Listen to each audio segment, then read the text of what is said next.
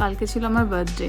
তো ঠিক রাত 12টার সময় তুলি, মাঙ্কু, সানভি, পাপাই, ভাই হয় আর হচ্ছে মা, এরা সবাই মিলে না বার্থডে সেলিব্রেট করতে চলে আসলো। আর আমি তো মানে দেখে অবাক যে একটা কেক নিয়ে এসছে, সাথে এরকমভাবে বাজি টাইপের ছিল। তো আমি তো খুব খুশি হয়েছি দেখে। আর মাঙ্কু, সানভি আমার কোলের মধ্যে বসেছে, আমার সাথে একসাথে কেক কাটবে। তো ওরা তো খুব খুশি হয়েছে, আমাকে বলছে রূপা হ্যাপি বার্থডে। তো আমার তো মানে দিনটা খুব সুন্দর গেছে। তো আজকে কালকে রাত 12টার সময় কেকটা কাটা হয়েছিল। আর আজকে তো স্পেশাল কিছু রান্নাবান্না হচ্ছে বাড়িতে, কিছু কিছু আইটেম, সেগুলো আমি তোমাদের সাথে শেয়ার করব।